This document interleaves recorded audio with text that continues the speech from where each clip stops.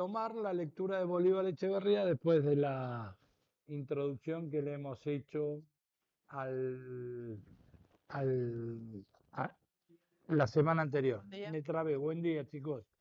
Eh, Espero que la introducción del lunes les haya servido como para tener una aproximación mejor al texto.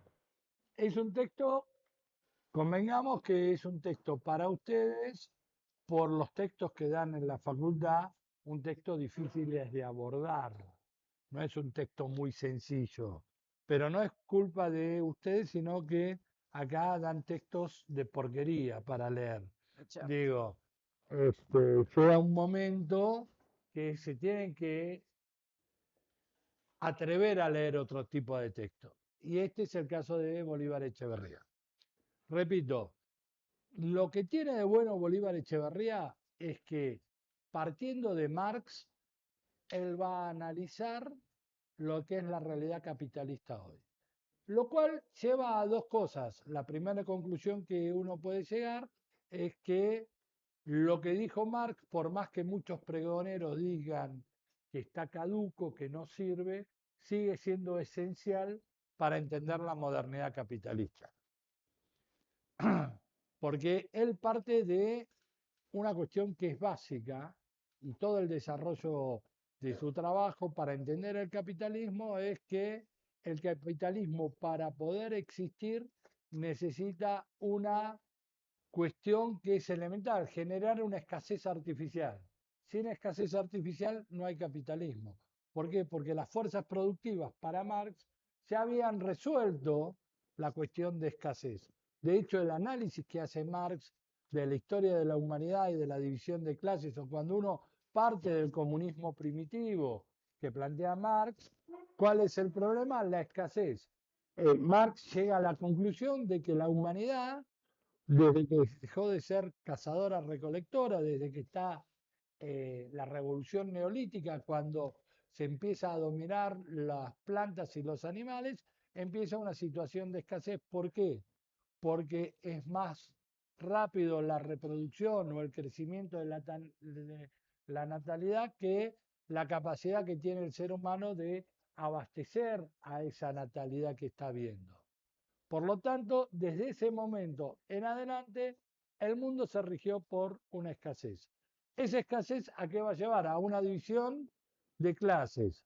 La primera división de clases es aquellos que tienen el conocimiento para reproducir la producción material de alimentos, sostener a la gente, y aquellos que tienen que laburar. Eso es así. Entonces hay una masa crítica de gente que conoce o que tiene el conocimiento para poder reproducir los bienes materiales. Y el resto tiene que trabajar. Ahora bien, en esa lógica lo que uno tiene que entender es cómo hace la gente que tiene el poder para que el resto le haga caso. Más allá de la coerción, siempre tiene que haber como una especie de zanahoria que haga que la gente trabaje. Entonces empiezan los estados teocráticos, donde el poder viene directamente de algo que es por afuera, y eso tiene que ver con otra cosa que va a hablar, que es la alienación que va a plantear Marx en su trabajo, donde la cosa o la cosificación o el objeto creado por el ser humano se subjetiviza, se transforma en sujeto, y esa subjetivación del objeto hace que el sujeto creador pase a ser objeto. Es la base del fetichismo. O sea, Marx lo que plantea con el fetichismo es eso. Digo, bueno, el único que tiene capacidad de crear es el ser humano. Ahora, eso que crea el ser humano, en algún momento esa cosa creada por el ser humano, llámese Dios, llámese Estado, llámese lo que ustedes quieran, tiene una cualidad que es que se subjetiviza, que pasa a ser un sujeto. Y al pasar a ser un sujeto, objetiviza al sujeto creador. Eso es lo que hace con la cuestión de Dios. O sea, la creación de Dios es una creación que tiene el ser humano para entender lo que para él le resulta todavía inexplicable. O sea, le resultaba inexplicable antes, nos sigue resultando inexplicable ahora, que es el tema de la vida, la muerte qué es lo que pasa. Digo, todas esas cuestiones que las preguntas, como diría un psicólogo, las preguntas existenciales que se hace el ser humano, digo, y que no tienen respuesta, porque nadie, o cada uno le va a encontrar su respuesta. Digo, es muy mezquino. No, no es la teología, es, a ver, la muerte es un desafío que tiene el ser humano desde hace más de 300.000 años, antes de que exista el Homo sapiens, digo, el Homo habilis ya se hacía este tipo, cuando empezaron los ritos funerarios. Pues es algo que no tenemos capacidad para entenderlo. O sea, la vida es algo que no tiene una capacidad. Y si uno la piensa en términos de que lo nuestro es muy chiquitito y que somos pasajeros y no tenemos un porqué de que justifique la vida nuestra, bueno, ahí nos convertimos en mezquinos, nos convertimos en un montón de cosas, sobre todo en egoístas que no pensamos más allá de nuestras propias narices.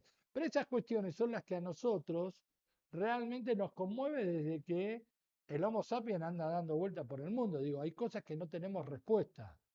Y cada uno le encuentra ese vacío existencial la respuesta que puede o que quiere. No hay algo tan lineal que uno lo pueda. O sea, la religión es una gran respuesta a eso.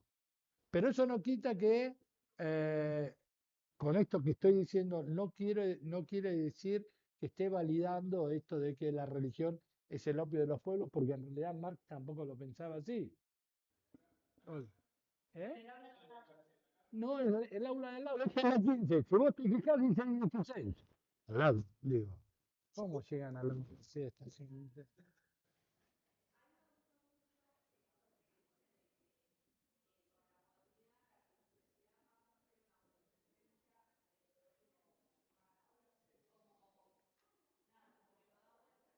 Claro, pero eso tiene que ver también, ¿por qué? Porque con la modernidad capitalista lo que se rompe, y eso, y ahí está el tema, es algo que tiene, las religiones lo que siempre tuvieron, sobre todo la que es el cristianismo, el cristianismo primitivo, y que eso queda en la rama del catolicismo, es pensar en el bien común, en la cuestión moral. Este, vos en esta modernidad capitalista tenés que salir de pensar en el bien común o en la eclesía, como dice el catolicismo, en la comunidad. Y tenés que pasar a ser un ente individual. Y para eso, por eso se invierten los roles de cómo actúa el hombre con la religión. O sea, antes, o el catolicismo lo que te lleva adelante, por eso hay una empatía electiva con, sobre todo en América Latina, con lo que es el materialismo histórico y romper con la lógica capitalista. ¿Por qué? Porque el catolicismo lo que te impone es una cuestión moral, de que hay algo que está por encima de lo individual, que es lo colectivo. En cambio, Weber, cuando justifica el protestantismo y todo eso, es una relación directa entre vos y Dios. Lo que pasa alrededor es un problema de lo que pasa alrededor. Si vos haces un pacto con Dios y cumplís con ser trabajador, no haragán, no desear a la mujer del otro, no tomar, no irte de parranda, ser ahorrativo, ser limpio, etcétera, etcétera, etcétera, etcétera, Dios te va a recompensar y vas a tener todo lo que necesitas en esta vida para ser feliz. O sea, es la ética protestante. Ahora, si el de al lado se está muriendo de hambre, bueno, es un problema de él porque no cumple lo que dice Dios. O sea, ese es el punto. Cambio, por eso es tan crítica la modernidad capitalista con el catolicismo. Entonces, volviendo a Marx, que era lo que ustedes, para que ustedes lo entiendan, lo que plantea Marx es que, bueno, desde que el hombre se organiza en términos de sociabilidad y se hace sedentario, todo, hay una división de bienes y una división de trabajo. Hay alguien que tiene el conocimiento y hay alguien que tiene que trabajar. Y después hay distintas justificaciones para que los que tienen que trabajar trabajen y los que tienen que conducir conduzcan. Digo, eso pasa a lo largo de la historia. Los primeros estados eran estados teocráticos, el emperador, el rey, el faraón era el Dios viviente.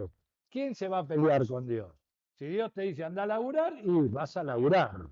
Digo, y hay toda una casta, una clase dominante, que son los sacerdotes, los militares. El que no te convence, el sacerdote de Amon-Ra, te mandan al general y te dan palo y a la bolsa. Digo, eso va a funcionar hasta que aparece primero el Estado griego y después la polis griega y la polis romana, donde se cambia la matriz y la ley está por sobre todo. Por eso la fábula de creación de Roma, donde Rómulo y Remo, donde Rómulo mata a Remo, ¿por qué? Porque no cumple la ley de Roma. Digo, para el romano lo más importante era la ley. Y todos estaban expuestos a el castigo si no cumplían la ley. Y esa es la fábula de fundación de Roma. Porque Rómulo como rey dice, nadie entra con espada, y Remo dijo, soy tu hermano, deja. Eso está para la girada. Bueno, parece que Rómulo le dijo, no, no, es para todos, porque esa es la base de la construcción del poder de Roma. Nadie está por sobre la ley y nadie está por sobre el ente de ser ciudadano romano, que para ser ciudadano romano tenía que tener determinados requisitos, que no tenía que ver con haber nacido en Roma. Está claro lo que quiero decir. Y así va evolucionando hasta que después está distintas formas y hasta que llegamos a esta modernidad capitalista donde la ilustración impone la división de poderes, una democracia liberal, donde está lo primero que queda, que es el derecho napoleónico o el derecho positivo, que el bien individual está por sobre el bien común, donde están los derechos civiles individuales, que esto ya tiene casi 250 años, porque el Código Napoleónico, si no me equivoco, es de 1805, 1806. De hecho, en las universidades todavía se enseña el derecho romano y el Código Napoleónico, que es la base de lo que justifica la explotación o esta cuestión de tener a la sociedad disociada de la división del trabajo. ¿Por qué? Porque es justificable esta división mientras existía eh, una escasez real. Esa escasez real desde la revolución tecnológica del siglo XI, siglo XII, por eso algunos hablan que las primeras expresiones capitalistas no son de la ilustración o no tienen que ver con el descubrimiento de América o la expansión del siglo XV, sino la retrasan un poco más en esta discusión suicidó, se va todavía mucho más atrás que en 1400, 1500, cuando se puede hablar plenamente de capitalismo, y muchos lo llevan a la revolución tecnológica del siglo XI y siglo XII. ¿Por qué? Porque ahí se estaban las condiciones materiales para superar una cuestión estructural que era la escasez. Esa escasez ya no existe más. Y al no existir más, muchos la asocian al momento de las cruzadas, porque es nuevamente cuando Europa se recompone de la escasez y empieza a ser algo expansivo. Por eso también uno lo que tiene que pensar es que una forma estructural del imperialismo es también algo que es indispensable para el funcionamiento del capitalismo. Porque el capitalismo surge en Europa y para que ese capitalismo funcione tiene que tener al resto de las sociedades o al resto de los continentes proveyendo materia prima y consumiendo los excesos que ellos generan. Entonces, ahí nosotros tenemos la piedra angular de todo este pensamiento de Bolívar Echeverría y que parte de Marx y de la teoría del valor. ¿Qué tiene que ver con esto? Que muchachos, ya la escasez no existe más, la escasez es artificial, pero después de tantos miles de años donde la escasez existió y está asentada la división del trabajo, no vamos a ir a trabajar todos. El que le gusta mandar va a seguir queriendo mandar y trabajar poco y nada. Por lo tanto, hay que generar una escasez artificial. Y si ustedes se fijan, Si ustedes se fijan, el mundo desde el 1500 para acá vive en una escasez artificial. Todos los datos nos llevan a que la escasez es artificial. No hay necesidad de tener escasez, no hay necesidad de tener el 55% de la población en estos momentos en Argentina, un 70% en América Latina, bajo la línea de pobreza. Porque no puede ser que el 5% de la población consuma el 96% de las riquezas de América Latina. El resto, entre el 70 y ese 96, que es un 26%, navega en el medio y un 5%, perdón, me equivoqué, un 25% navega en el medio y el 5% se queda con todo. Digo, ahí hay una lógica que nos demuestra realmente que la escasez es una escasez artificial. Porque este 5% tiene excesivamente más de lo que necesita para vivir. Y este 70% no tiene nada. Entonces, lo que hay es un reparto desigual. Ese reparto desigual se basa en una escasez artificial.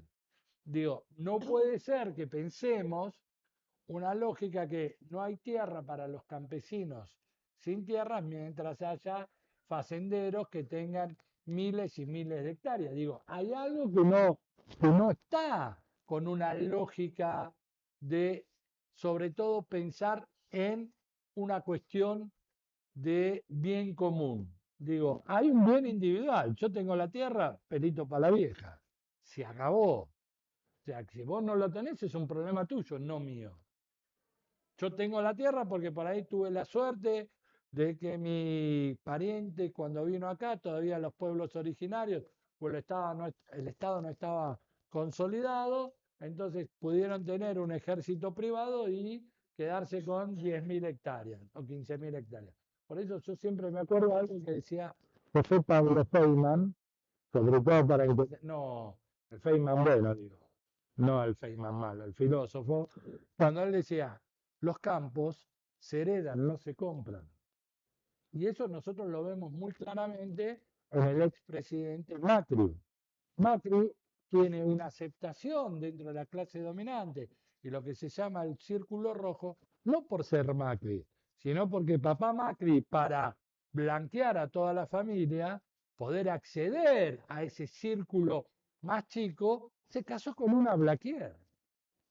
O sea, él está donde está, no por el padre, sino porque es Blaquier. Exacto. O sea, eso que hemos discutido hace dos clases. Digo, Blaquier no pertenece. Macri quiere pertenecer, puede pertenecer en tanto y en cuanto tenía plata. Pero el que le da el sustento es Blaquier. Es mamá y los parientes. Digo, por eso él sigue yendo de vacaciones a los campos que tienen en Tandil, campos que tienen los Blaquier desde la zanja de Alsina. Digo, esa construcción está muy presente. Todo el sudeste de la provincia de Buenos Aires, lo que nosotros llamamos, que son los Pereira y Ola, los Anchorena, los Martínez de Oz, todo lo que tenemos acá, esa gente llegó acá con la campaña del desierto de Rosas. Eran los estancieros que estaban arriba que le permitieron hacer el ejército. Digo, ustedes piensen que la provincia de Buenos Aires, para que lo entiendan cuál es el poder de esta gente a lo largo del tiempo, la provincia de Buenos Aires tenía dos ejércitos en 1810. Uno que era el Ejército Libertador, que se basaba en las peripencias de aquellos que plantearon la ruptura colonial, por ejemplo, el ejército del norte, el ejército del Paraguay, fue sostenido por la fortuna de la familia Belgrano. Digo, Belgrano, por eso se empobreció Belgrano. Por eso Belgrano terminó siendo un tipo, una de las fortunas más importantes durante el virreinato, que era el padre de Manuel del Corazón de Jesús Belgrano, un traficante de esclavos, comerciante, todo, tipo muy posicionado en términos económicos. La familia va a perder casi toda su fortuna por Manuelito, qué paradoja, ¿no? Hay un Manuel que creía que el bien común era lo deseable, Manuel Belgrano, y hay otro Manolito que tenemos ahora que saca crédito, le pide plata prestada a, a la jubilada. Yo todavía no conseguí una jubilada que me preste $500.000 o $300.000. Eso para que después no digan que la jubilación en Argentina es mala. Digo, si vos conseguís dos jubiladas que te pongan 200 lucas verdes para comprar el propio departamento que ellas venden, digo, es bastante peculiar. Pero ¿por qué lo relaciono a esto de los Manueles? Porque Manuel Belgrano murió en la más absoluta pobreza y no solo vivió en la pobreza, sino que murió en la pobreza, sino que por la batalla de Salta y Tucumán, el directorio le debía un dinero. Y como él había hecho tierra arrasada del éxodo jujeño para abajo, eran 19.000 pesos fuertes de ese momento, lo que dijo es, bueno, yo destruí casi todo lo que tenía bajando. Digo, con estos 18.000 pesos fuertes se pueden construir 4 colegios. Estaba viviendo de la nada. De hecho, un amigo le presta plata para alquilar una pieza en la casa donde él había nacido, que es donde muere. Y el médico, que fue su amigo toda la vida, para compensar todo lo que le dio, le regaló el reloj de Manuel Belgrano. Claro, que después lo encontraron. Lo robaron hace poco y lo encontraron. Se lo devolvieron. Pero digo, Manuel Belgrano, pese a todas sus penurias económicas, dona el dinero para hacer 4 escuelas. Pasó el tiempo, las 4 escuelas no se hicieron. Para que se den cuenta, una de esas escuelas la fundó en Tucumán, la inauguró en Tucumán durante el gobierno de Duhalde. Después de los 7 presidentes, todo, ahí se armó una de las escuelas.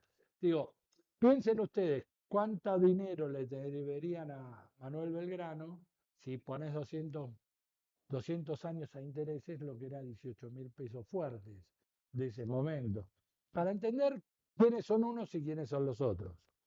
A lo que voy es que ese ejército, para que entiendan un poco la lógica de lo que está planteando Bolívar Echeverría, ese ejército que se movió con el bien común, con esta cuestión moral de romper el pacto colonial y que lo primero que hacen cuando llegan al norte es abolir el tributo indígena, que era una cuestión altamente revolucionaria, es decir, bueno, que los pueblos originarios no paguen más tributo por ser pueblos originarios, que era una parte que recaudaba el Estado. Por eso fueron tan perseguidos. Un tipo como Belgrano que decía que maldito sea el país que dependa su economía de los terratenientes, por más que estos terratenientes después lo pongan como una bandera. Belgrano fue un tipo muy, muy cuestionador del sistema y por eso la historiografía oficial y la clase dominante lo condenó a lo peor que podía tener una sociedad pacata y machista, que era acusarlo de ser gay. O sea, es uno de los pocos generales que tiene el ejército libertador que no tiene ninguna estatua como general, siempre vestido de civil. No le dan el rango que él tuvo. Y ha tenido triunfos militares. Ha tenido más triunfos militares que, por ejemplo, Mitre. Y sin embargo, Mitre aparece vestido de militar. Pero bueno, esta gente es la que va a controlar, y por esto venía, el segundo ejército era el que tenían los hacendados en el sur, el que cuidaba la frontera. Y ese ejército, bien armado, nunca participó en las campañas libertadoras, al contrario, siempre lo tenían para defender la frontera sur de los malones. Por eso cuando se rompe el directorio, el primero que va a asumir es Martín Rodríguez, que era el general del Ejército Sur. Y como Martín Rodríguez no pudo contener al ala liberal y a Rivadavia, después el que agarró después de viene Martín Rodríguez, Rivadavia, y después el que toma el poder por 20 años fue Rosas, que era el que representaba a todos los hacendados. ¿Y por qué lo representaba? Porque tenía a los Colorados del Monte, que era un ejército privado. y era primo de los Anchorena y pariente de los Blaquier. Por eso cuando vienen a la campaña del desierto en el 33 del siglo XIX, lo que va a hacer le va a dar la tierra a los parientes, que son los que sí, o a los amigos. Entonces, esa cuestión es básica para entender el funcionamiento de la escasez artificial. Si uno ve cómo es la tenencia de la tierra en América Latina, uno se da cuenta que hay una escasez artificial, porque tierra hay y de sobra. Pero la necesidad es vos tenés que tener una concentración de tierra para que la gente te venga a trabajar a vos. Y que ese que te viene a trabajar a vos la pase muy mal. Porque si no, no te trabajaría a vos. Entonces vos ahí tenés diferencias que van a ser estructurales a lo largo de la historia de América Latina. Y esa es la base del imperialismo. Y esta escasez artificial es lo que sostiene la tensión, o sea, la dualidad, o la gran máquina de acumulación de la distinción entre valor de cambio y valor de uso. Eso Eso, también es Marx. y es la base de la propuesta, es el núcleo. El libro Tiene la... es el valor de cambio, el valor de uso, pero sobre todo no en términos economicistas, porque esta es la vuelta que le Sí. da tanto Bolívar Echeverría de rescatar a Marx. Dice que eso, el valor de cambio, el valor de uso, es donde se apoya el fetichismo y la alienación. Ujú. O sea, toda esta dominación o toda la modernidad capitalista se basa en una cuestión esencial, que es la fetichización. Fetichización, el fetichismo, en términos de Marx, que es que el sujeto creador se transforme en un objeto creado por el objeto que él creó. ¿Qué significa? Que las relaciones capitalistas objetivizan al sujeto. Y El hombre subjetivizan al y objeto. subjetivizan, embisten de subjetividad al objeto. ¿Sí? Y esa es se produce por la relación entre Esa es la valor de base de cambio y la valor de dominación uso. capitalista. Esa es la base de la dominación capitalista, que Marx lo saca de la teoría del valor. Digo, eso es. Y por eso ustedes tienen un fragmento de Dussel, Sí. donde habla justamente de eso, de la teoría del valor como una cuestión de la creación de la nada.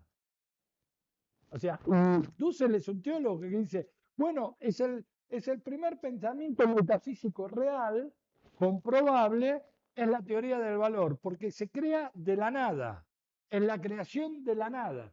Digo, pensar la teoría del valor como una creación de la nada es darle la razón a Marx, desde una óptica de un teólogo, porque eso también es aplicable a Dios. Dios crea de la nada. Ok. Y Marx dice, sí, tiene razón, porque la teoría del valor es la creación de la nada. O sea, lo único comprobable hasta ahora que se creó de la nada es la teoría del valor.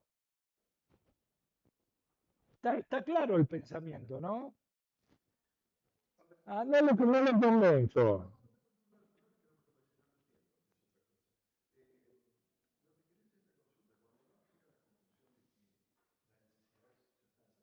Sí,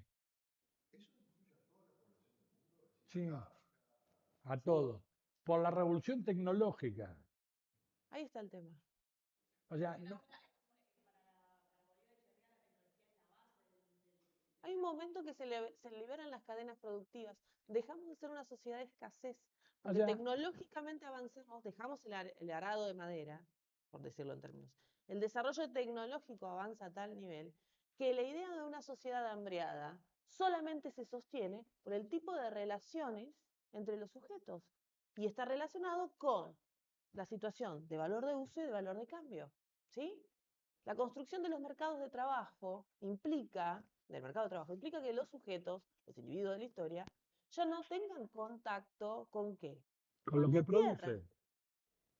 que no puedan solventar sus necesidades básicas y tengan que vender qué? Su cuerpo, entre comillas, su La fuerza de fuerza de trabajo. trabajo en el mercado. Sí, pero es su cuerpo en el fondo. Pero lo que pasa es que eso lo hacen porque se necesita una escasez artificial. O Y para sea, eso, ¿qué tenés que hacer? Controlar la tierra. es- o sea, El gran latifundio, diríamos, en América Latina. Exacto. Sí, pero digo, el punto está que la revolución tecnológica que se da en el siglo XI, XII, que es cuando vuelve a expandirse Europa, y uno puede llegar a pensar que el protoimperialismo europeo nace con las cruzadas, que es cuando necesita traer materia prima, la seda, todo para la producción y conseguir mercados para tener, para volcar esa producción, está resuelta desde el siglo XII, siglo XIII. El resto se crea en forma artificial.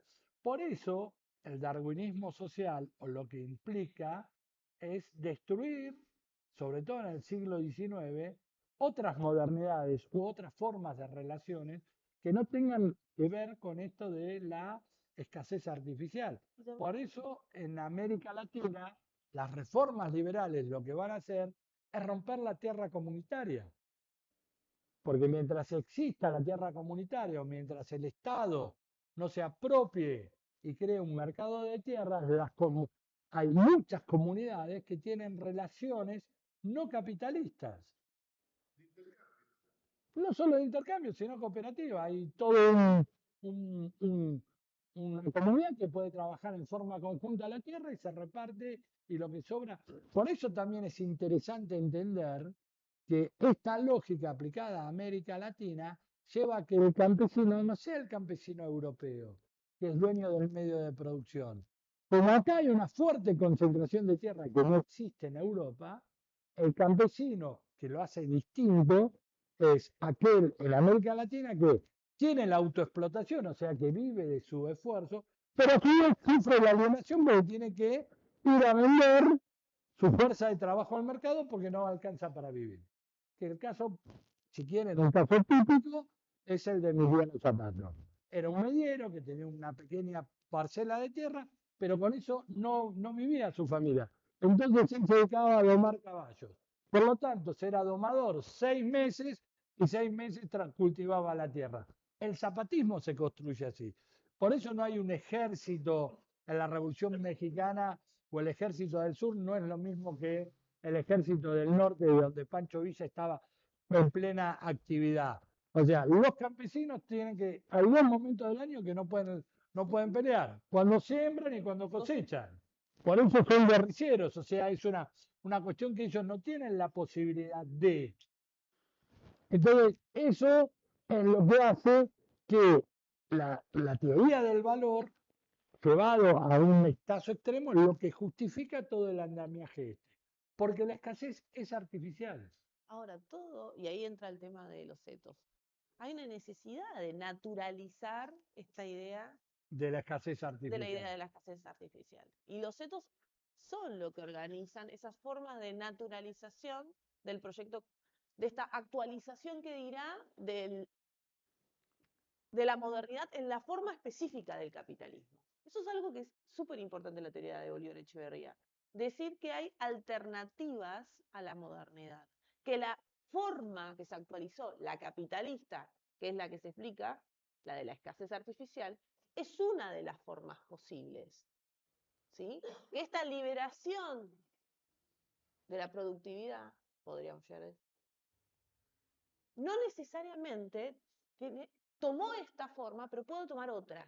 Es la relación entre potencia y realización. Sí, aparte hay algo que ustedes tienen que entender, que es lo que también lo plantea Marx, pero lo retoma muy bien Bolívar Echeverría. La modernidad capitalista existe. Lo que hay que hacer no es modificar la modernidad capital, hay que buscar otra modernidad. Hay que construir una nueva modernidad alternativa a esta modernidad. No se puede mejorar esta modernidad. Hay que cambiar esta modernidad por otra modernidad. Listo. Uno tiene que construir sobre lo que hay, pero para construir sobre lo que hay que darse cuenta que la escasez es artificial. Así como existió la modernidad teocrática cuando los estados empezaron y se fue modificando, se fue construyendo nuevas modernidades, lo que él plantea es que la modernidad capitalista no se puede modificar, se tiene que construir algo distinto sobre la base de esta modernidad. ¿Y cómo se construye algo distinto sobre la base de esta modernidad? Es dándose cuenta que la escasez es artificial. Yo les hago una pregunta y que, para que ustedes lo piensen. ¿Cuántas cosas de las que nosotros pensamos que son indispensables para nuestra vida es una escasez artificial? No, no, no digo, no lo digo, pensemos simplemente en cuántos pares de zapatillas, cuántas carteras, cuántas remeras, cuántas cosas tenemos que nos llevan a decir, pará, yo hay cosas que no las voy a usar o las usé una vez y nunca más. Pero digo, eso es la modernidad, eso es la escasez artificial. Pensemos en No, los consumos. no, esto no quiere decir que hay que vivir en la pobreza, pero la moda es una forma de entender la escasez artificial. Uno puede decir, che, yo con 3 pantalones por año, 4 pantalones pero hoy son chupines, mañana son anchos, después tiro alto, después tiro bajo, después esto, después lo otro. ¿Por qué? Porque eso demuestra la escasez artificial. Un ejemplo Porque muy un claro, pantalón te puede durar un año. Ale, un ejemplo muy claro es el jean.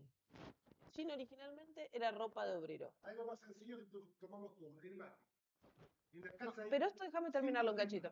Porque el jean, que hoy es el uniforme del mundo, era una lona de puro algodón que estaba trabajada como un uniforme de trabajo. Estaba hecha para durar porque estaba expuesta al mundo laboral. Hoy un jean no te dura más de un año. Y más allá de las múltiples formas que puede llegar a tener, el Pero mismo producto menguó su calidad. ¿Para qué? Para incentivar. Si vos miras un jean de los 90, y ahora cuando tú andas un 500 a las tiendas vintage, no es que el jean es otra cosa. Es pesado. Es rígido. Pero, pero Porque eso estaba también, hecho para durar. pero eso también ¿para qué es? Para que la moda pueda seguir avanzando, porque el jean, la tela índigo, La tela índigo. la tela es índigo. O sea, la tela índigo, vos hoy podés comprar un jean de tela índigo puro, que son los clásicos, los duros.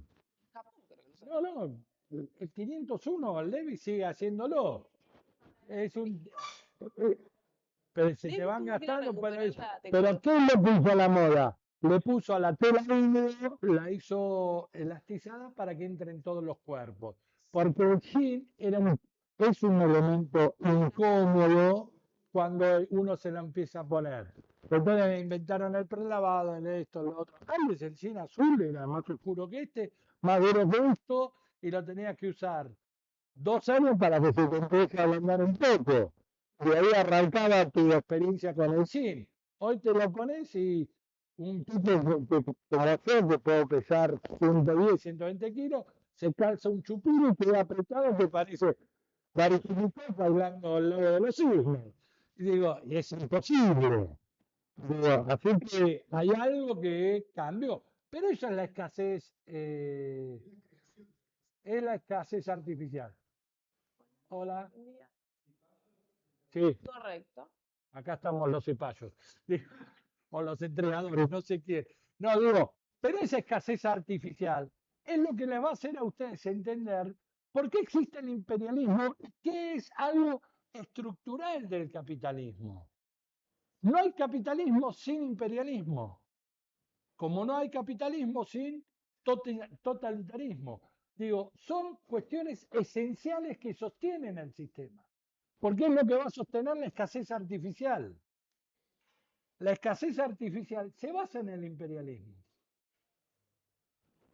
¿Por qué? Porque nosotros somos los proveedores de la materia prima de algo que después no vamos a usar o no vamos a necesitar. Ahora también la propuesta de Bolívar Echeverría es una propuesta que abre a la dimensión de la utopía. Un poco pensando en las relaciones que hay, y hay muchas con Benjamin. Porque esta idea de una modernidad, que la modernidad puede tomar otra forma, significa, pensemos que este texto fue escrito en 1989, cerca de esa fecha, con lo que vendría a ser la caída del socialismo real, la experiencia que se dijo a sí misma una alternativa real al capitalismo, ¿no? Entonces, frente a esa situación catastrófica, que para muchos intelectuales fue una situación de, bueno, ¿qué es lo que hice en los últimos 20 y pico de años de mi vida?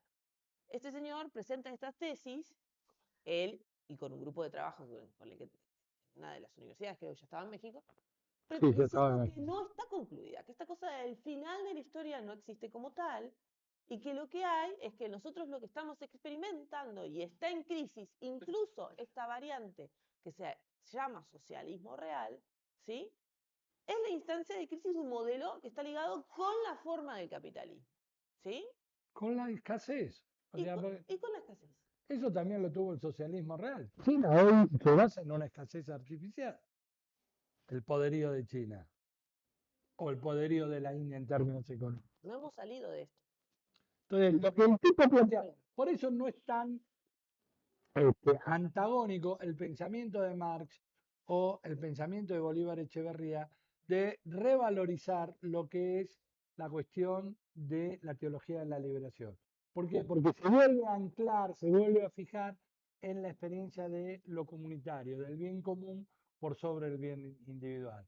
Y por eso hay un ataque tan despiadado, sobre todo en la Ilustración, a lo que es el catolicismo y no el protestantismo. Porque ese catolicismo es el que es el nexo de romper y reconstruir una modernidad o construir una modernidad alejada de la escasez artificial, por lo menos en términos teóricos y en parte de un sector de la iglesia. Esto no hablo de la iglesia en su totalidad como institución, porque de hecho la doctrina social de la iglesia sigue basándose en una escasez artificial. Por eso la teología de la liberación combate eso y plantea que no se puede cambiar la escasez artificial mientras vivamos en el capitalismo. Digo, es una situación no capitalista, es plantear una modernidad no capitalista. Esto es para que entiendas, si nosotros no entendemos esto que es base, no podemos entender cómo funciona el imperialismo. Porque el imperialismo se basa en una escasez artificial. Por eso nosotros nos detuvimos tanto en Bolívar Echeverría. Bolívar Echeverría es la llave para retomar ese planteo básico que tiene la cuestión del pensamiento de Marx, que es el tema de la alienación y de la enajenación que sufre el hombre por esa alienación, el ser humano en su conjunto. Y eso es lo que justifica todo. Y por eso Dussel también, y ahí ven cómo vamos jugando con distintos autores, habla que la teoría del valor es una cuestión casi metafísica para Marx. Es la creación de la nada, del valor. Está claro lo que quiero decir, ¿no? ¿Se entiende? ¿Hay alguien que tiene una duda? ¿Alguien que quiera criticar? ¿Alguien que no esté de acuerdo? Es el momento. También poner en A voz, alguien que no lo he convencido puede preguntar. poner en voz los efectos de la lectura.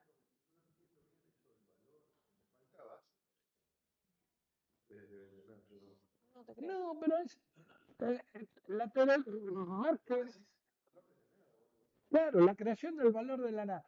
Que si si vos sos un sujeto creador, valor de uso, vos creaste esto, yo creé esto, haces un intercambio. Eso es el valor de uso. Yo te doy esto.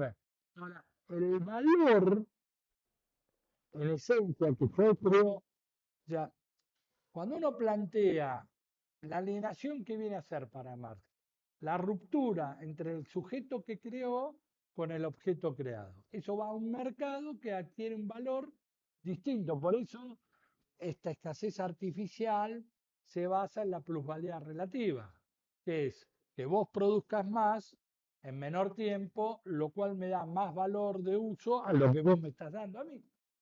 ¿Se entiende lo que quiero decir? ¿O No, es muy complejo? capaz que sí. A ver, vamos a hacer el ejemplo clásico. ¿Entenderlo? Para entender es, Una sí, producción en telar, una producción industrial. Pensemos no en la de ahora, sino en la más básica, la de los telares de la primera revolución industrial. Vos tenías el cota de la producción doméstica, las señoras o los grupos de señoras que producían el paño de tela en sus respectivas casas. Esa señora, esa mujer que tenía el telar en su casa, hacía ese paño, pero a la vez cocinaba a sus hijos, tenía su huerta en la casa, ¿no? E incluso a veces tenía algunas actividades extras como matrona acompañando partos, alguna que otra cosita. Y con eso satisfacía sus necesidades. Ahora ese paño al que le dedicaba una determinada cantidad de horas de su vida, en algún momento lo terminaba y lo ponía en el circuito de venta. ¿Sí? O Pero de ella no dejaba intercambio. o de intercambio con otra unidad. ¿Sí?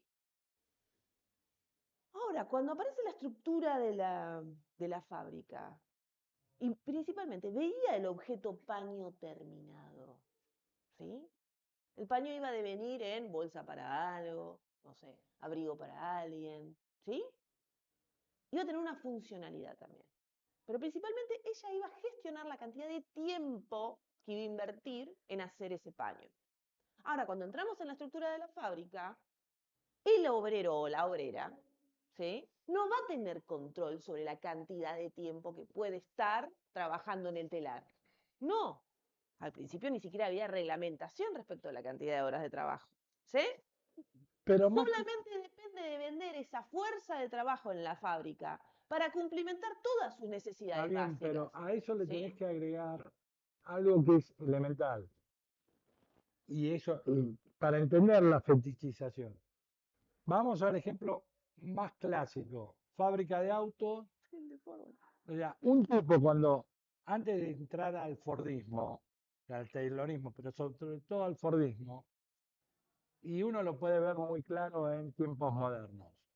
La escena de Chaplin que está todo el día apretando tornillos. O sea, cuando vos haces los pistones de un motor, no sabés a qué auto va, cómo termina, qué es lo que hace. Vos tenés una desconexión. Vos lo único que hacés es pistones, no sabés si va el motor A, B o C. Entonces vos tenés una desconexión de lo que vos creaste como tal a una cosa que es mayor. Entonces ese pistón pasa a ser un sujeto en sí mismo porque pierde la conectividad de ser objeto creado por alguien, pasa a ser un engranaje más de algo mucho mayor. Entonces, en esa lógica, vos quedás alienado porque no tenés control, no solo temporal, sino no tenés control de lo que creaste. Pasa a ser parte de algo mayor. Vos haces pistones y te echan de ahí y no sabes hacer otra cosa más que pistones. No O podés sea, vos hacer el no auto. tenés la terminalidad del auto. Antes los autos eran artesanales, había tres tipos que inventaban la rueda, entonces hacían la rueda, le ponían el volante y todo decía, este es el auto. Por eso no había. Ahora, cuando vos pasás a este estadio de romper el control de lo que vos creaste, empezás a tener una sobreproducción, que eso es la plusvalía relativa, porque yo a vos te voy a pagar lo mismo, te voy a pagar 5 pesos para que hagas pistones. Si haces 3 millones de pistones, mejor para mí, porque yo en vez de tener, y por eso Ford inventa Cadena. la cadena productiva, porque lo que va a hacer es que concentrar a los tipos que hagan cada uno una cosa, entonces un auto que antes tardaban 2 meses en hacerse, ahora Ford te lo saca en 5 horas. El Ford T, que es el primero que rompe, si se hacía en 5 horas tenías un auto armado, ensamblado. Entonces, ¿eso qué genera? Que tengas mayor producción, baja los costos para que vendas, pero vos ganás mucho más. ¿Por qué? Porque acumulaste mucho más eh, valor. Porque el capitalista no es el que acumula efectivo, sino el que acumula trabajo. Ujú. Porque cuanto más trabajo vos acumulás, más producción tenés y más. Y ese es uno de los, o sea, en términos reales, ese es un problema que tiene hoy el capitalismo. Por eso muchos hablan de un capitalismo senil. ¿Por qué? Porque no está acumulando más plusvalía relativa, sino plusvalía absoluta. Porque lo que se está generando, las grandes ganancias, es el capital financiero y no el capital productivo. Si uno analiza el choque entre los BRICS y Occidente, es justamente eso. Los BRICS se siguen manejando con una acumulación de plusvalía relativa. Los chinos tienen una fuerza productiva tal que bajan costos, producen mucho más y eso te inunda el mercado. Entonces, ¿qué es lo que gana China? Bajando los costos y vendiendo más. No tiene una circulación especulativa del capital. Está claro lo que quiero decir, ¿no? El capitalismo se basa en plusvalía relativa y se basa en la alienación. Esa plusvalía relativa se consigue cuando hay una disociación entre el sujeto creador y el objeto creado. Y ahí es lo que plantea Marx. El objeto se subjetiviza y el sujeto se objetiviza. ¿Por qué? Porque lo que pasa ahí es que el sujeto pasa a ser el auto. Por eso para nosotros el auto es algo, o para muchos tener un auto es casi cada vez más tecnología, cada vez, y decir, mirá qué auto que tengo y pasan por dando vueltas. Cuando es lo mismo andar en ese auto que en un Citroën.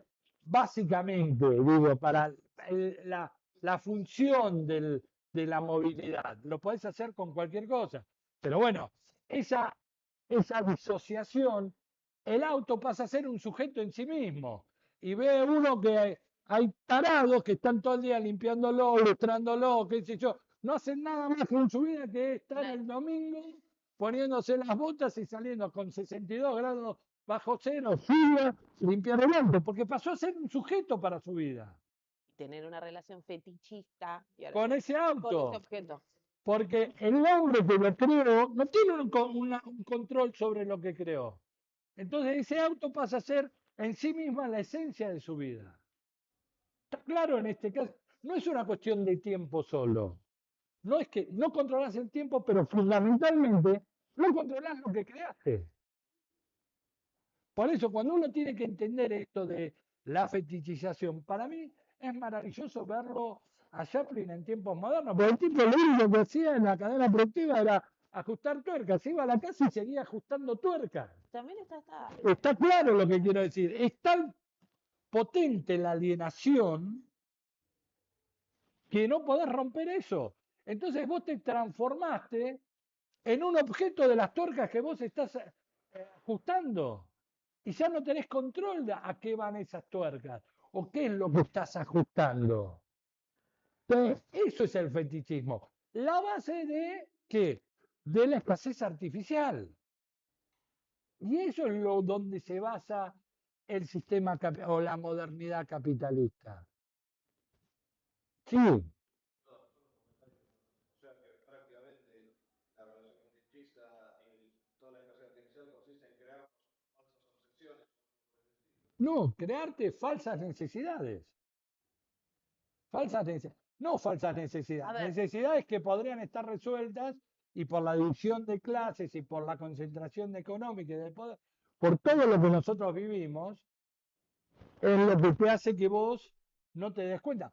Hay un libro que es fantástico, que es Cómo cambiar el mundo sin tomar el poder, que se basa en la experiencia de John Holloway cuando empieza a trabajar con el movimiento zapatista de liberación. Cuando surge Chiapas en el año 94, 1 de enero del 94, un periodista se le acerca a Marcos y le dice, ustedes quieren tomar el poder, por eso se levantan en armas, todo. Y Marcos le dijo, no, tomar el poder es algo muy complicado. Nosotros simplemente queremos cambiar el mundo. Que era toda una lectura, aunque parezca una cosa diametralmente más compleja cambiar el mundo que tomar el poder, el zapatismo lo que plantea, y lo plantea Holloway en Cómo cambiar el mundo sin tomar el poder, que el verdadero cambio se va a empezar cuando uno se dé cuenta que está alienado. O sea, romper con la alienación que te impone el sistema o la modernidad capitalista es lo que te va a permitir a vos salir de esta escasez artificial y las distintas formas de organización.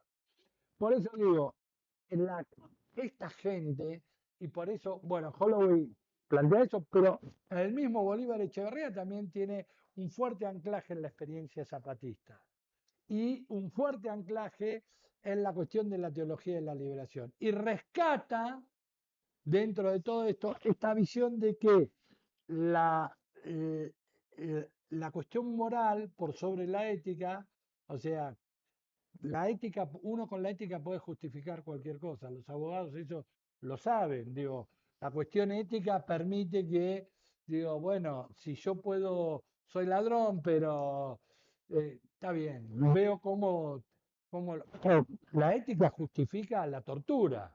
Digo, yo siempre pongo este ejemplo, si yo, vamos a poner un malo que está muy de moda ahora, si agarro a alguien del Hamas y que va a hacer un atentado, porque está de moda, Hollywood pone malos de moda. Digo, o algún iraní que anda dando vuelta por acá y digo, che, este puede hacer un atentado bacterial en una gran ciudad, lo puedo agarrar y lo puedo torturar porque la ética va a decir, si yo torturo a uno, pero salvo a 5 millones de neoyorquinos, está bien. La moral, al contrario, 1 o 5 es lo mismo, lo que está mal siempre y no hay nada que lo justifique. Por lo tanto, Bolívar Echeverría hace ese rescate de la cuestión del catolicismo como un acto moral. Lo que está mal es que la gente tenga hambre. No se puede justificar que pobres hubo siempre. Está mal que haya hambre. Está mal robar, está mal, está mal. Lo que está mal no se puede hacer. No se debería hacer. Hacer se puede hacer, obviamente. Pero digo, no se debería hacer. No todo se justifica. Entonces, por eso se vuelve a estos anclajes de una modernidad distinta. Y por eso Bolívar Echeverría va a ser eje en la Compañía de Jesús, porque la Compañía de Jesús, pese a toda la mala propaganda que le hace la Ilustración y la modernidad capitalista, lo que planteaba era otro tipo de modernidad. Una modernidad mucho más relacionada con la construcción de un nuevo cristianismo y una nueva sociedad en América Latina. ¿Eh? Los jesuitas. ¿Qué es lo que él plantea? Digo, bueno, acá estos tipos vinieron con una cuestión básica, que es, tienen que salirse de que esta modernidad capitalista se maneje en términos éticos y no morales. Entonces, muchos van por ese lado. Y eso es lo que hace que el etos barroco funcione en América Latina. Porque es esta fusión de dos sociedades derrotadas y sin futuro que se van a mestizar, va a haber un mestizaje cultural para hacer una nueva cultura que es producto de este mestizaje cultural y el amalgama que hace eso es la religión, es la Compañía de Jesús. ¿Está claro? Entonces, eso es la base. Si nosotros no entendemos esto, no vamos a entender por qué funciona el capitalismo, cómo funciona, y si no fue, y entonces no vamos a entender lo básico de por qué el imperialismo existe. Ujú.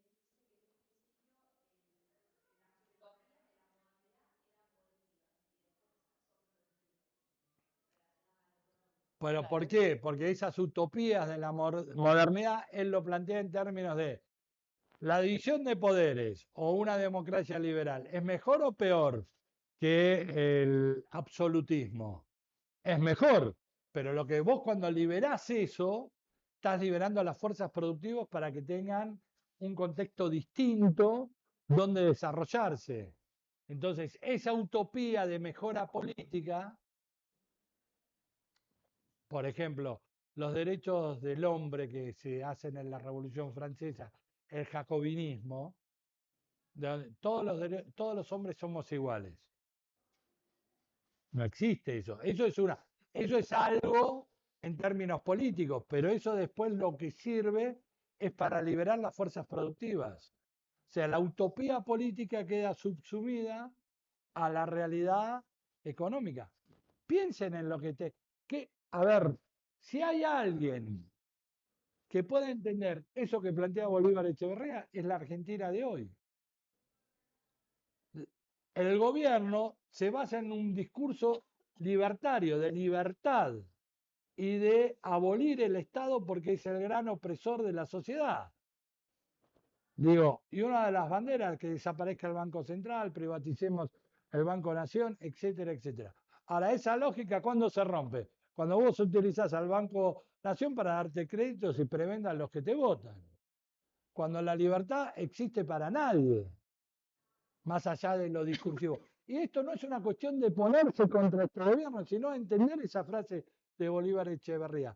Esa utopía de un reclamo político desaparece cuando aparece la verdadera cara de las fuerzas productivas y hacia dónde vas.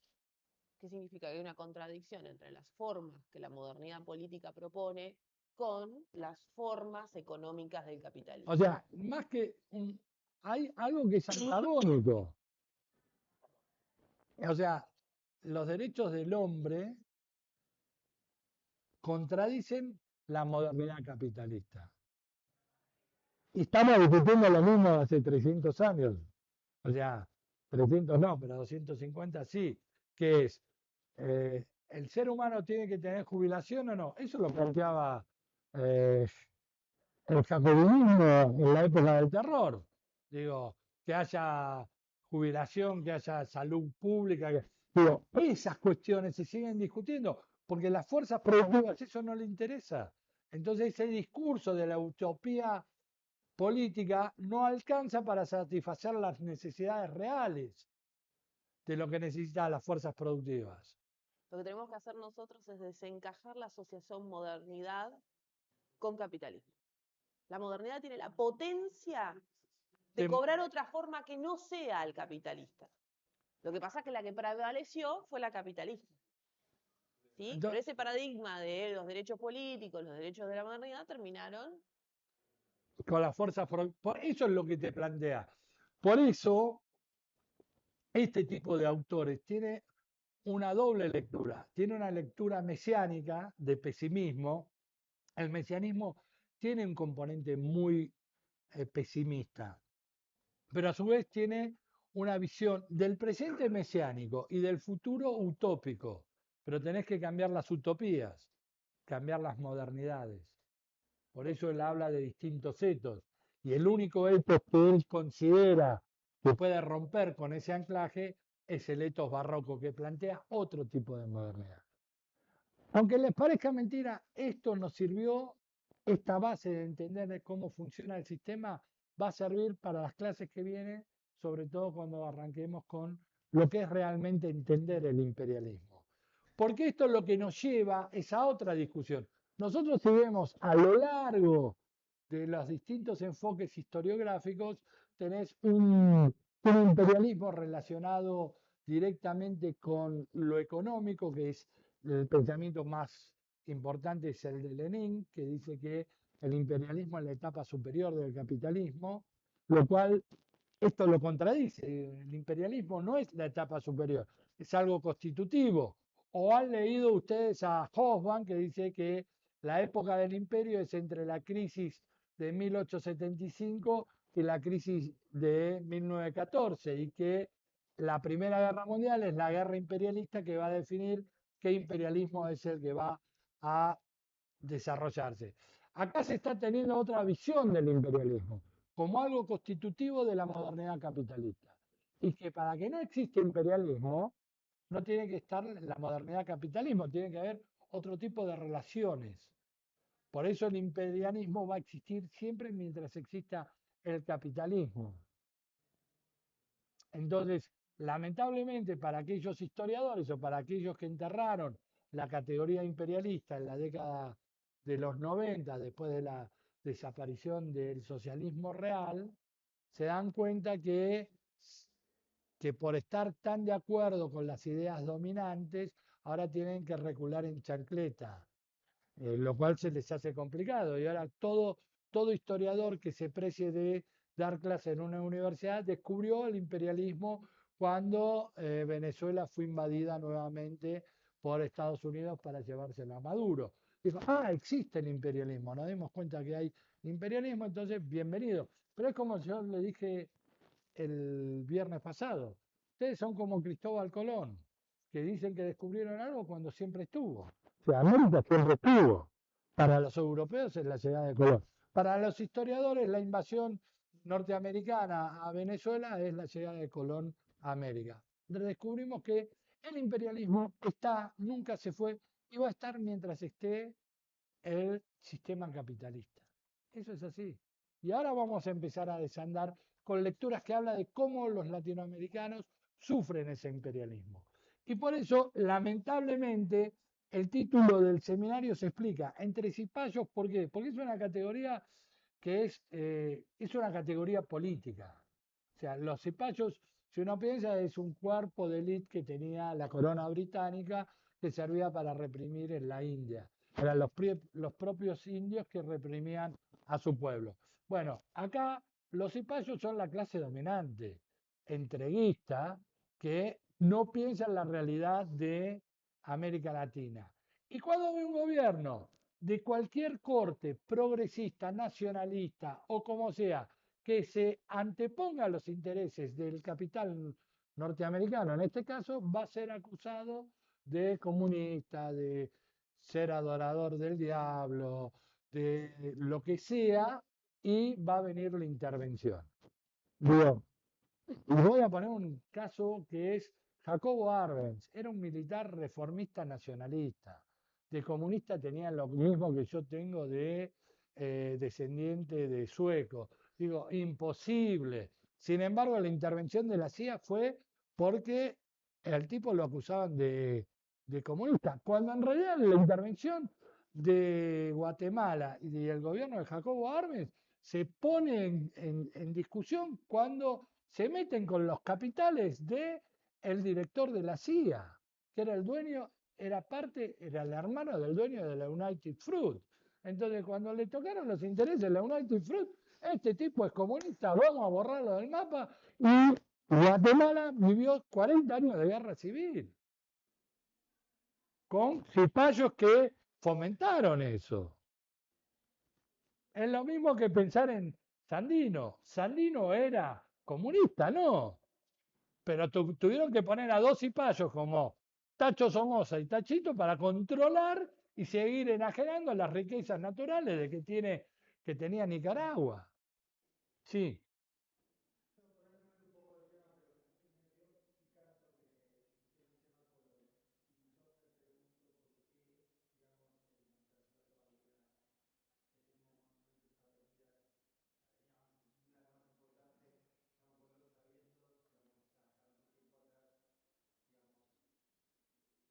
Pero eso tiene que ver con una cuestión más cultural. Nosotros, o sea, hay algo que nosotros no podemos escindirnos. Nosotros como construcción en términos culturales tenemos tres grandes pilares.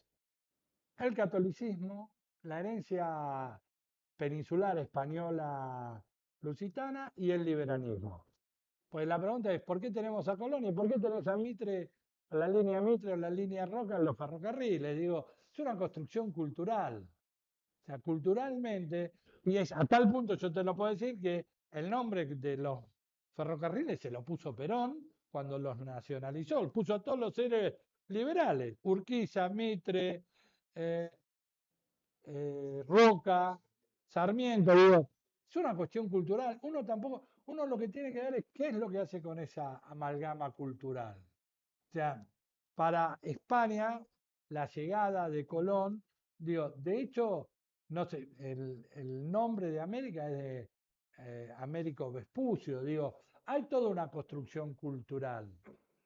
Pero esa construcción cultural yo creo que no hay que, a mí lo que me parece, y esto lo digo sinceramente, es que es parte de este mestizaje cultural. No hay algo puro, porque vuelvo a lo que plantea Echeverría, los pueblos originarios estaban derrotados, no tenían posibilidad real de reconstruir su cosmovisión y salir adelante. Y los europeos también estaban derrotados, porque hay un olvido absoluto de lo que es la metrópoli, fracasan en tratar de imponer la realidad europea a América Latina, por una cuestión geográfica, por una cuestión de transporte y todo. Entonces, de esas dos culturas que iban a la extinción, se sale haciendo un mestizaje cultural. Entonces, ese mestizaje cultural tenés una avenida se llama Colón y la Virgen y la patrona más importante de México es una Virgen negra, morena o india. Digo, juegan esas dos cosas que tienen que ver con el mestizaje cultural. Que eso es lo que nos da a nosotros la identidad de latinoamericana, de ser latinoamericano. El ser latinoamericano es producto de ese mestizaje cultural. El que no se reconoce dentro de las,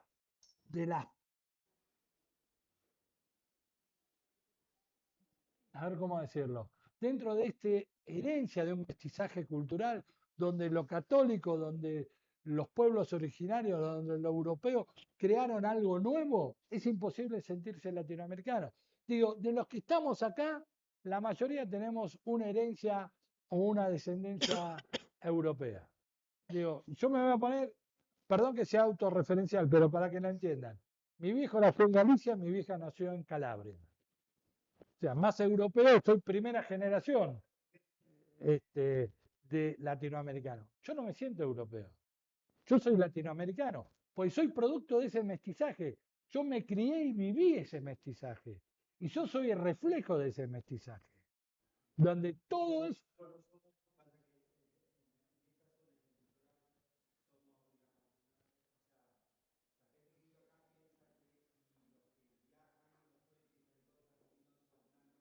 Pero yo no me, pero yo no me considero blanco, yo me considero latinoamericano. Y yo me considero latinoamericano. A mí la cuestión étnica o de color no me influye. O sea, el mestizaje cultural habla de que no hay una relación. El día que, para superar esta modernidad, una de las cosas, el día que no haya más divisiones étnicas o de género, eso es, habla de un mestizaje cultural. Uno puede ser descendiente de africano, otro puede ser descendiente de europeo. Nuestro punto de contacto es ser latinoamericano. Te lo voy a poner. El Che, Fidel, José Carlos Mariatti, tienen Haya de la Torre, en distintas escalas, te digo. Son tipos que dejaron de pertenecer a algo para sentirse realmente productos de este mestizaje cultural. Ya nosotros andamos con nuestro mestizaje cultural. Por eso América Latina es único. Digo, sacando a los cipayos que copian las modas y las culturas europeas. Por eso hay una disociación tan grande entre la clase dominante, que en algún momento fue afrancesada, después fue anglófila, con lo que siente la gente en común. No sé si...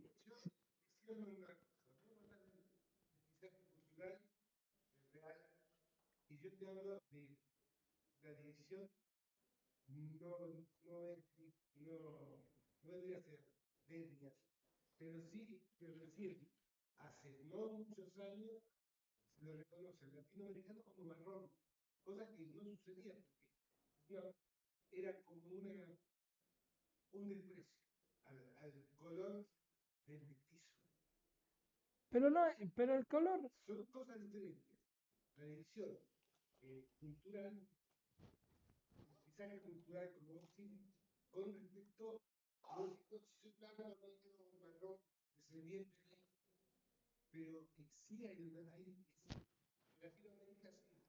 no, yo creo que eso, no, yo creo que ahí, lo que uno puede decir que hay una, a ver, hay una construcción, partimos de una base. Nosotros tenemos que entender que la nación es un artefacto cultural que se construye.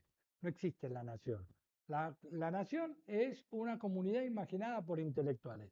¿Quién imaginó qué intelectuales imaginaron a los países latinoamericanos? Liberales, blancos, que tenían que tener un control social sobre las clases subalternas. El control social te lo da el color de la piel en América Latina. Pero está bien, pero eso es una cuestión política y es una construcción que se hace desde intelectuales liberales, generación del 80, generación del 37. O sea, esos tipos van a decir, bueno, ser argentino es esto. Te digo, el ser argentino, cuando dice Argentina es un crisol de razas, eso es realmente, eso es una cuestión que a nosotros nos inculcan, pero que tiene un fuerte componente racial y clasista, porque el crisol de raza, ¿de dónde se da la unión? Nosotros, los blancos, dejamos que vengan todos y los unificamos acá dentro de nuestra blanquitud. Y esto es algo que siempre tuvo la clase dominante. Vos en la colonia tenías que tener certificado de blanquitud. Y hay un hecho que es muy gracioso, o sea, nadie duda que Rivadavia era mulato, sin embargo, tenía un certificado de que descendía de blancos. Pero más allá de eso, San Martín nunca renegó de su origen, pero Rivadavia, para poder pertenecer, tenía escrito que era descendiente de blanco. Entonces, eso es algo que te impone la clase dominante. Por abajo, el mestizaje cultural no lo hace la clase dominante. El mestizaje cultural lo hacen los la gente común. No lo hace. La clase dominante siempre va a tener una matriz elitista. A ver, y pongo el ejemplo, el único ejército libertador o que rompe en una guerra de independencia, que rompe con la cuestión racial, es el ejército cubano, donde hay oficiales negros. ¿Por qué Cuba no tiene el problema racial? Porque el tipo que creó, el tipo o los tipos que crearon, pero vamos a ponerlo en la figura de José Martí, no, pero hay un grupo de intelectuales, lo que hacen que la cubanidad lo da su espíritu antiimperialismo, no una condición de lengua, raza, color o género. Entonces, vos tenés un ejército donde tiene oficiales negros y con soldados blancos. Mientras que lo único que queda de un gran pensador como Bolívar o San Martín, pero sobre todo Bolívar, que le quería dar igualdad a las tres razas que componen y que tenía lucidez en 1800 de que hay tres razas que componen América Latina, que es la blanca, la negra y los pueblos originarios, Bolívar lo hace y por eso, si vos ves la bandera de lo que era la Gran Colombia, es amarilla, azul y roja, que son las tres razas. Eso implica. Lo único que dejaron del pensamiento de Bolívar son las banderas. Lo demás no existe. Pero por eso te digo, y Bolívar era un tipo que no tenía ese problema, pero nació en ese mestizaje cultural. Entonces, por eso te digo, que se ponga Colón o no es una cuestión de lo que está del mestizaje cultural. Es la clase dominante que constitutivamente toma algunos valores que están. O sea, a ver, pero la pregunta es, ¿cómo se comportó? También hay que romper un poco con la leyenda negra de los colonos españoles y portuguesa. Digo, inventado eh, exactamente, digo. O sea, una de las cosas que consiguieron es que los pueblos originarios no sean esclavos. O sea, eso es un avance muy rupturista para lo que era 1500. O sea, pero no, pero en el único lado donde hubo es en los primeros viajes y sobre todo en la parte peninsular, teniendo en cuenta que ellos pensaban que era algo de pasada. Cuando esto pasó a ser un continente poblado, empezaron a ver que había que interactuar. No era una cuestión, no era que lo hicieron es profeso, digo, porque después lo que es la colonia, la época colonial o la época imperial, tiene otra cuestión. Porque si lo cuestionamos a Colón, cuestionemos a Benito Juárez o a aquellos que impulsaron las reformas liberales del siglo XIX. Y nadie se le ocurre decir que Benito Juárez es un genocida. Hizo más o menos lo mismo que Roca acá.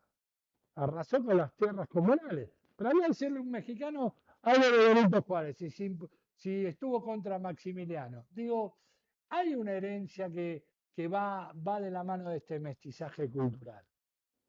Digo, a mí me parece que el indigenismo per se no alcanza la dimensión de ver el mestizaje cultural. Porque en realidad lo que ellos hablan de sincretismo, es el ocultamiento de tomar cosas del dominador, el dominado para poder seguir haciendo las cosas.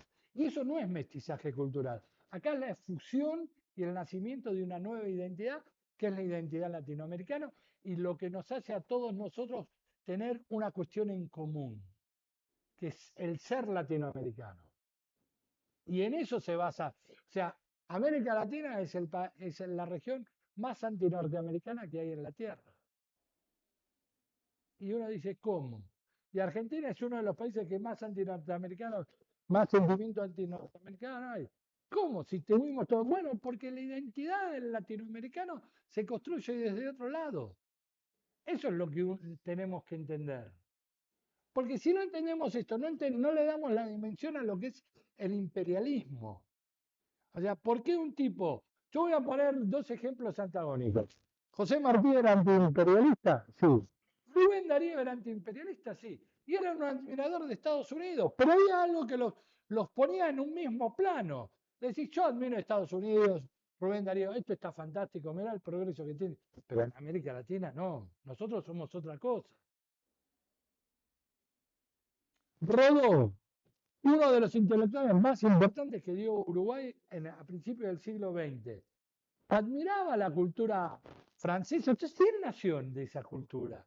Admiraba la generación del 98 española, si él era una persona que interactuaba con ellos. Sin embargo, decía en el Calibán, pues América Latina es otra cosa. Entonces, esos intelectuales tuvieron la visión de reconocer que esto es distinto, que nosotros somos un mestizaje cultural, que no somos ni somos puramente europeos, porque los europeos en el siglo XV, cuando llegaron acá, parte del XVI, estaban destrozados, venían lo peor de Europa, se lo sacaban de encima y no pudieron trasladar las estructuras socioeconómicas europeas allá. Y tampoco somos defensores o descendientes de los pueblos originarios, porque también estaban destruidos. Acá, para que esta gente en el siglo XVI pueda vivir, tuvo que crear algo nuevo, una cultura nueva. Y eso es el mestizaje cultural. Y eso es lo que habla Bolívar Echeverría. Esto es producto del mestizaje cultural. Mestizaje cultural que tuvo una amalgama, que es estos locos que venían, la Compañía de Jesús, que dijo, che, esto que están haciendo en el Concilio de Trento, todo está todo mal. Acá hay que crear algo nuevo, algo distinto. No superar las contradicciones que tenía el catolicismo con los protestantes, sino refundar el catolicismo, volver a la lógica de la comunidad, volver a la lógica de la eclesía, volver a, por eso se los trata a veces a los jesuitas de estar al margen, porque los tipos lo que le planteaban a toda la Iglesia Católica es decir, déjense de embromar con el bien, hagamos lo que hagamos, total, si nos confesamos y somos buenos católicos, vamos a ir al paraíso. Por eso el Papa los acusa de maniqueo.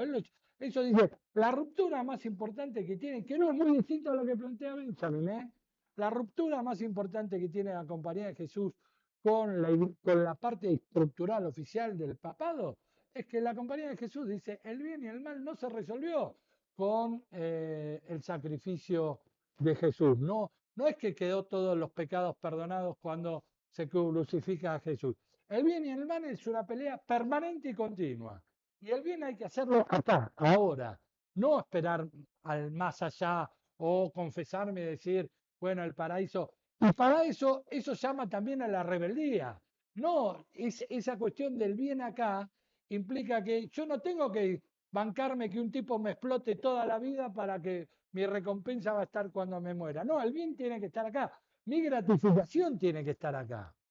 Y esa es la ruptura más importante. Y esa discusión entre el bien y el mal que plantea la teología de la Compañía de Jesús, por eso los acusan de maniqueos, es lo mismo que plantea Benjamin en sus tesis sobre la historia. El bien y el mal se disputan todos los días y ahora. Y el mal va ganando, el bien va perdiendo. Reaccionemos. Porque la modernidad capitalista nos lleva a que el mal triunfe. ¿En qué? En un plano moral. Está claro, ¿no? Digo, a partir de ahora, después de estas dos clases, vamos a poder hablar de imperialismo. Y si entendieron, empezamos con, ¿quién teníamos hoy? Ya te digo. A Borón, a Tilio Borón.